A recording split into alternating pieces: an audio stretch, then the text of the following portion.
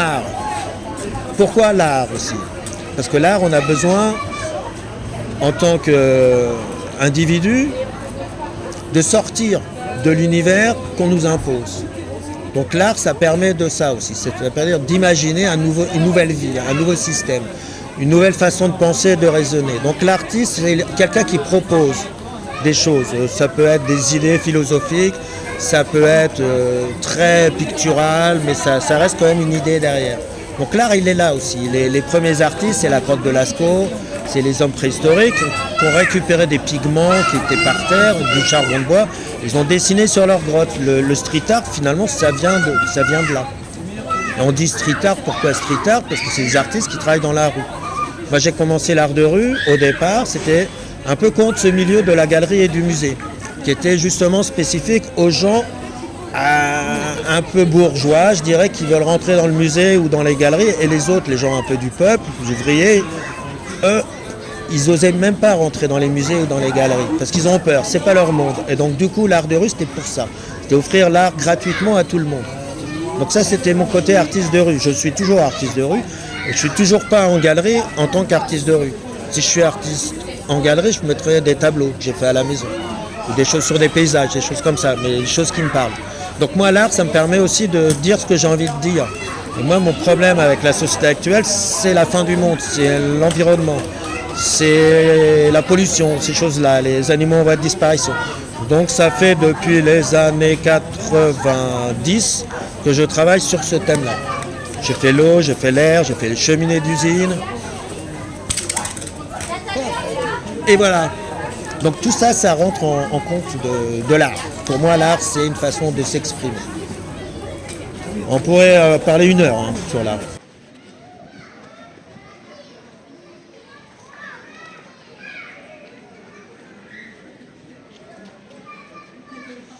Qui peut être créateur? Un cuisinier, c'est de la création. Un cinéaste, un acteur, c'est des créateurs. Un metteur en scène, un réalisateur. Il y a plein de gens qui sont créateurs. Il y a même des gens qui sont créateurs sans le savoir. Qui vont travailler, s'amuser chez eux, qui vont concevoir quelque chose, peut-être qui ne servira à rien. Tu as par exemple des gens qui inventent. Comme le gars qui avait inventé la cocotte minute, c'était un créateur par exemple. Il s'est amusé chez lui, il a dit tiens, on va faire cuire plus vite les aliments. Il a trouvé un système, pression, vapeur, cocotte minute, ça marche très bien. Donc moi en tant que créateur, je suis quelqu'un qui fabrique des images, qui crée des images. Des images qui sont faites soit pour la mode, textile, impression, je fais pour Tenzo, Agnès B, des gens comme ça.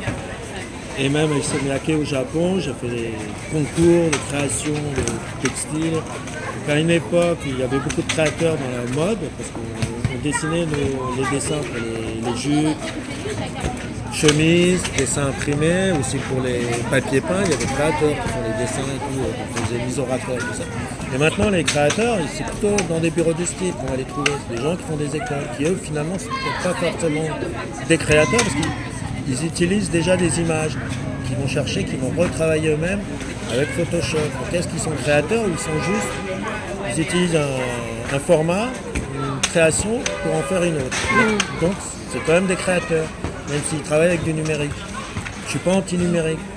Moi je suis pour créer moi-même les images à la main, avec la linogravure, avec le dessin, le crayon. Moi je fais que comme ça. Mais je ne vais pas critiquer le gars qui crée avec des nouvelles technologies finalement qui sont intéressantes. Parce que moi je ne travaille pas. Je préfère avoir mon dessin, mon papier, mon crayon, mes couleurs et faire la chose en même temps. Ça se fait tout seul. Des fois tu crées une image et en créant ton image elle va se transformer automatiquement parce que là je vais pas mettre un rouge, là je vais mettre du bleu. Et si je veux pas mettre de bleu et rouge, puis j'ai mis le bleu et le rouge, puis tout d'un coup ça me plaît plus. Donc je vais recouvrir et je vais refaire quelque chose. Comme des calques, finalement c'est comme du Photoshop, mais ça se fait automatiquement finalement. Moi ce qui me plaît dans l'histoire, c'est qu'entre le cerveau et la main, il y a le geste. Il y a le bras, il y a le coude, il y a le corps qui travaille, tu vois, qui crée en même temps une dynamique de travail. Parce qu'on n'a pas forcément les gens qui sont sur ordinateur. Eux, ils ont oublié, ils ont juste la main et le cerveau. Ils ont le bras, tout ça, ils ne fonctionnent pas.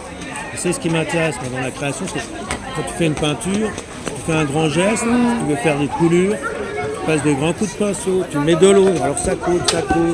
Tout ça, ça se fait devant toi. Donc c'est ça qui m'intéresse moi dans la création.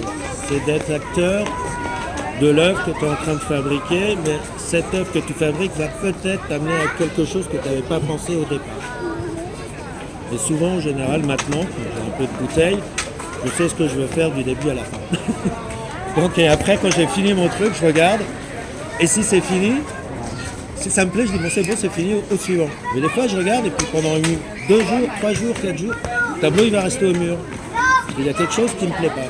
Donc le temps que je trouve ce qui ne me plaît pas et comment je vais le changer, là ça peut être comme des champs qui restent en jachère.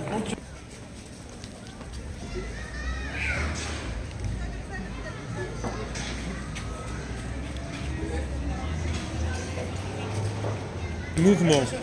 Alors mouvement c'est pas mal parce qu'on a parlé un moment du mouvement quand je parlais du bras. Quand je parlais du cerveau, de la main, le bras qui crée un mouvement, qui va créer justement la forme qu'on veut faire, c'est plutôt le geste qui va être important. Dans mon travail, le mouvement il est important. Après j'ai le mouvement, comme je fais beaucoup de gravures, quand je grave dans une plaque, je fais souvent un dessin à l'avance, mais après avec mon mouvement, mon dessin de gravure, il va changer par rapport au dessin que j'ai fait au départ. Tu vois ce que je veux dire? Non. C'est-à-dire que finalement, c'est en faisant le travail, le fait que j'ai un mouvement de la main pour aller graver mon lino, et ce mouvement, des fois, il va m'amener à quelque chose que je n'avais pas prévu au départ. Donc c'est un peu le mouvement aussi qui va créer le dessin. Donc ça, c'est intéressant, le mouvement. Après, il y a les mouvements dans l'art, c'est-à-dire l'impressionnisme, le cubisme, tout ça, toutes ces choses-là, l'art de rue, tout ce qu'on veut, ça aussi, c'est des mouvements. Des mouvements de gens, d'artistes qui ont été plus ou moins décidés par des critiques d'art ou des gens comme ça qui parlent d'un mouvement, que ce soit le Moyen-Âge, que ce soit la Renaissance, tout ça, c'est des mouvements. Donc ce qui est intéressant aussi dans le mouvement, c'est le côté... moi, j'aime bien, par exemple, je fais du sport, de la boxe. Donc dans la boxe, il y a du mouvement, il y a les points en avant, les jambes qui sont importantes. Tout ça, ça t'amène, toi, en tant que travail, d'avoir des gestes qui sont des fois précis ou pas précis. Tu peux avoir une précision dans ton mouvement pour avoir un truc qui va pas bouger, qui va rester. Mais après, tu peux avoir des mouvements qui font quelque chose qui ne sera pas du tout précis, mais ça va t'amener à une réflexion sur autre chose qui va jouer par rapport au mouvement que tu as créé en amont. Donc le mouvement, c'est important aussi.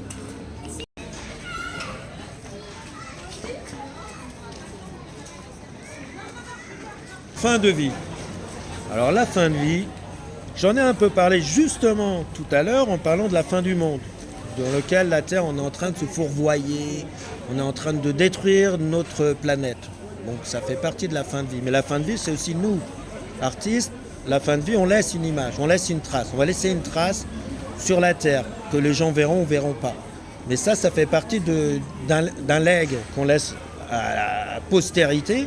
Et c'est en fonction de la fin de vie, sachant qu'on va disparaître, au moins on laisse une trace. Et c'est important quand on a peur, parce que tout le monde a plus ou moins peur de la mort. Moi, j'ai pas envie de mourir, par exemple. Tu vois, personne n'a trop envie de mourir. À moins d'être suicidaire et kamikaze, ça je veux bien. C'est dans un but précis aussi. Un but de guerrier, un but de destruction, mais c'est une fin de vie qui est prévue. Alors que moi, la fin de vie, je ne sais pas quand elle va arriver. Ça peut arriver du jour au lendemain. Et j'aurai toujours laissé mon travail qui restera quelque part. Après la fin de vie, nous aussi, on a une vie. Moi, j'ai failli mourir dans un accident de voiture. Je suis passé dans le coma. J'ai vu que je montais au paradis. J'y suis pas rentré. On m'a viré. Parce qu'il dit non, c'est pas ton heure. Donc, je suis revenu dans le monde des vivants.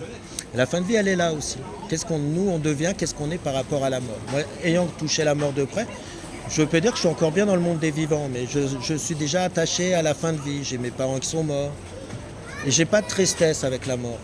Quand c'est des très proches, même de moi, qui meurent, j'arrive pas à pleurer. C'est pas un truc qui vient automatiquement. Peut-être parce que je suis déjà passé par ce passage-là. Donc j'ai une autre conception de la mort. Et la fin de vie aussi, c'est un vaste problème, je trouve, pour nous les artistes. Mais au moins on est là. Et on fait des choses toute la vie, toute notre vie, on travaille pour laisser quelque chose après la fin. Donc on ne sera jamais fini. Donc notre fin de vie continue tout le temps. Mouvement. Le mouvement, la fin de vie, c'est un mouvement. On peut dire qu'on s'en va. Donc c'est un départ. ou une arrivée, suivant comment on le pense, suivant comment notre religion, ou si on est croyant ou pas croyant. On a une façon de voir la fin de vie différente en fonction de ce qu'on nous a appris, jeunes, enfants, si on a des religions. Moi, je suis un peu arrêté la religion, mais je crois quand même quelque part en quelque chose au-dessus, qui nous dirige, qui nous guide. Et s'il y a un moyen aussi à la fin de vie de peut-être trouver ça, de retrouver ces choses-là. Ça aussi, c'est philosophique. Puis c'est tout. Hein. La fin de vie, quand même, c'est terrible.